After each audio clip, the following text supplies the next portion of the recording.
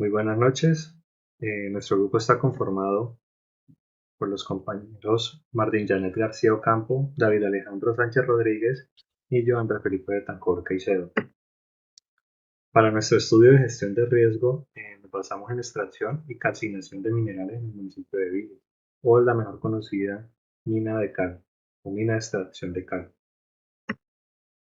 Como una breve introducción, tenemos que el municipio de Viges está ubicado en el departamento del Valle del Cauca, a 31 kilómetros de la capital Santiago de Cali. Uno de sus principales ejes económicos es la extracción de cal, o mejor conocido como óxido de calcio. Esta cal que se extrae de allá es utilizada para muchos elementos en la industria, sobre todo en la industria del medio ambiente, la metalúrgica, la construcción y otras aplicaciones químico-industriales. Bueno, dentro de la evaluación que nosotros realizamos, el objetivo principal es identificar los puntos más débiles en la seguridad en el medio ambiente dentro de la mina de Viges para así promover los cambios significativos en el medio ambiente a través de la prevención y la intervención. Los objetivos específicos que nosotros queremos es determinar los factores de riesgos, identificar la probabilidad de que las amenazas se materialicen y establecer medidas de prevención y control. Bien, por motivos logísticos, nuestra metodología no pudo ser presencial en el sitio de la mina y extracción, sino que tuvimos que realizar un compilado de reportes escritos, informes asociados y otros trabajos como tesis de maestría y doctorado asociados a la explotación de cal y sus riesgos, y pues también otros minerales, no únicamente en Colombia, sino a nivel de Latinoamérica. Y a partir de este compilado de información fue que extrajimos todas las amenazas que a continuación evaluaremos.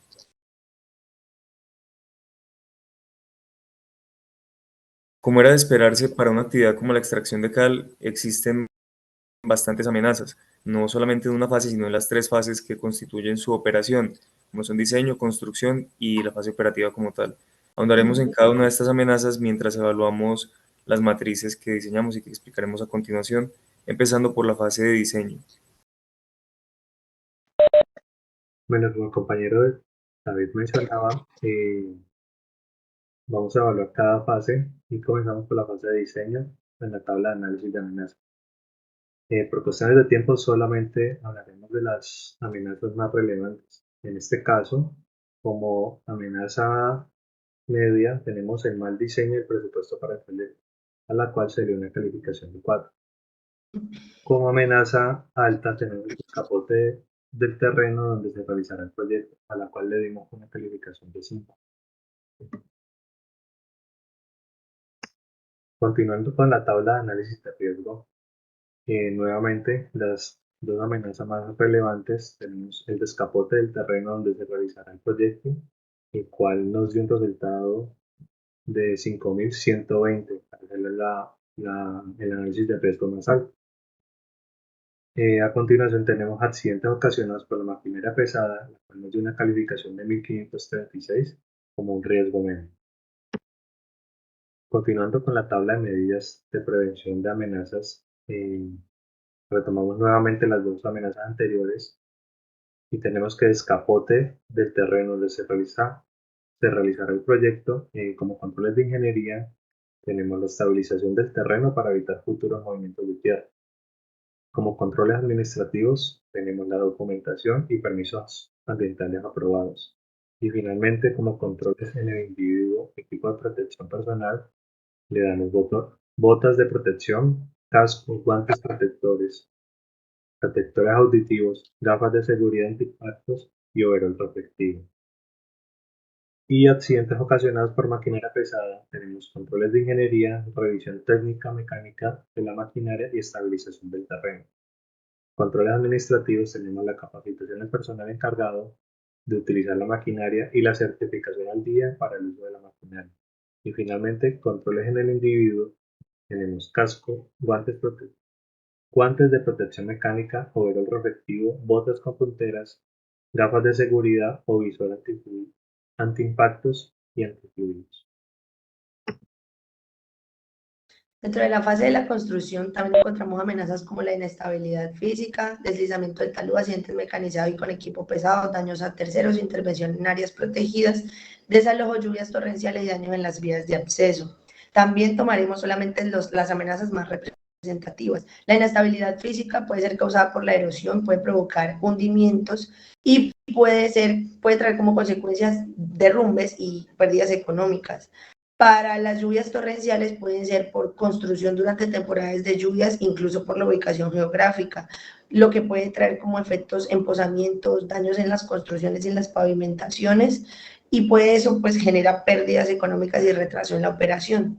Para las accidentes con equipo pesado, que lo tenemos resaltado en rojo por ser la más representativa, puede ser por desconocimiento, incluso inestabilidad de terreno, desconocimiento de la parte operativa. Puede producir un daño en la máquina o incluso afectaciones en el terreno y puede dar incluso la pérdida de vida humana. En la siguiente tabla, donde tenemos el análisis como tal del riesgo, lo tomamos teniendo en cuenta, ¿me lo puedes pasar? Lo tomamos teniendo en cuenta la exposición, la vulnerabilidad, el escenario de los impactos y la exposición. Aquí pueden ver que equipos con las accidentes con equipo mecanizado son las más altas. Ya lo puedes pasar.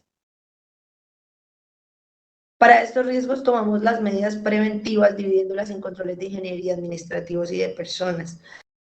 Para la inestabilidad física, la idea es colocar barreras de contención, también demarcar las zonas inestables, hacer seguimiento físico del suelo y restringir la cantidad de los vehículos que pasan o incluso la tonelada.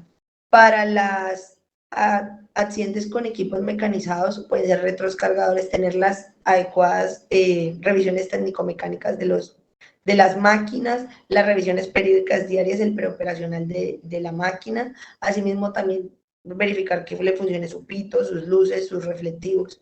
Para los administrativos, el procedimiento del manejo del equipo, capacitaciones para el personal que lo maneja y demarcar las zonas por donde pasa esta máquina.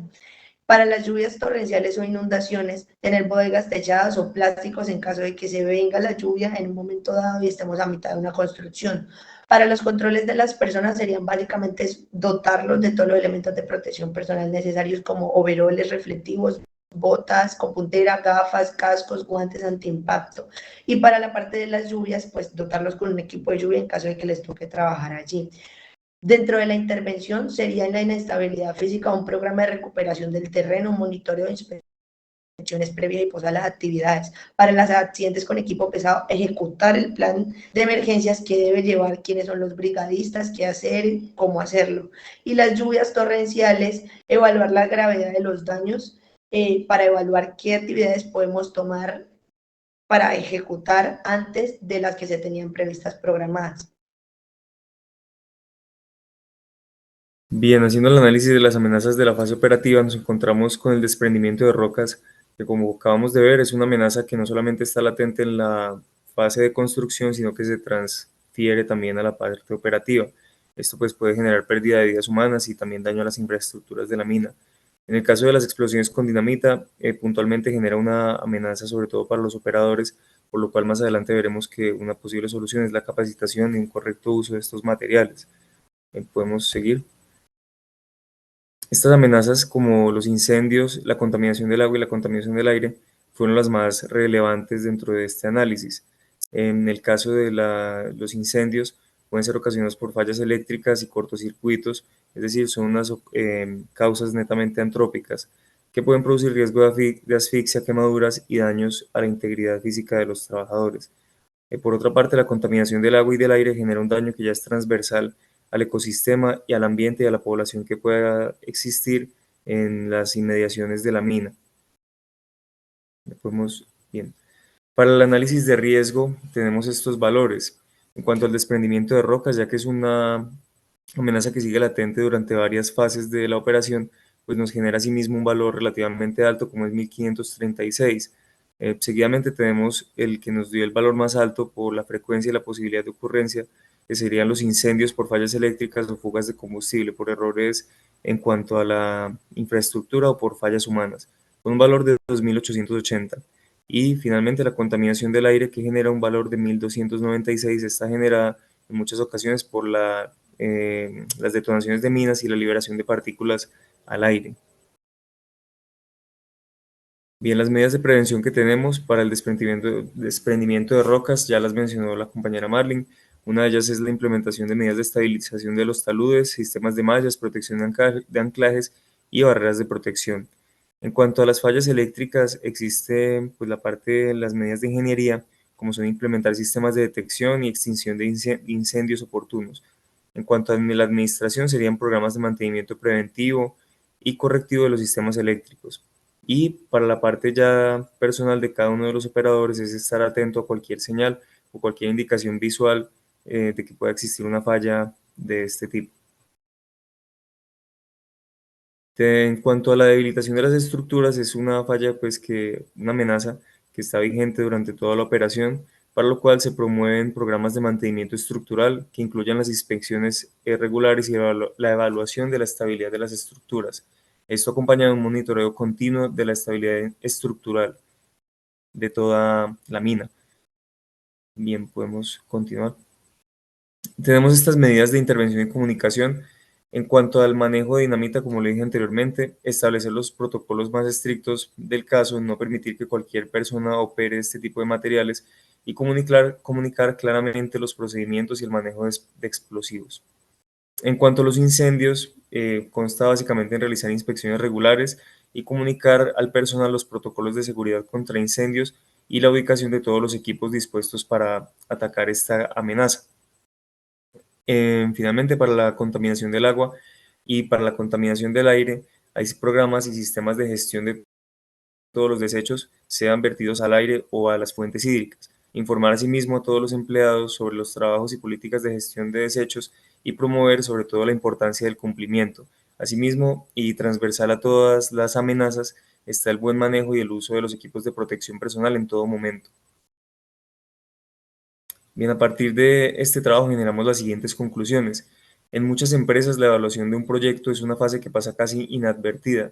Estas organizaciones suelen centrarse solo en los resultados finales sin tener presente el resto de las etapas que componen un proyecto ni los elementos y factores que intervienen. Esta visión reducida del proceso de evaluación impide que se detecten errores y problemas a tiempo a lo largo del proceso y por tanto que se busquen soluciones que prevengan o mitiguen las posibles consecuencias. Finalmente, una evaluación continua y bien definida puede prevenir algunas de las causas por las que fracasan los proyectos y contribuye en la consecución de los objetivos propuestos. Agradecemos a todos su atención en este video y hasta una nueva oportunidad.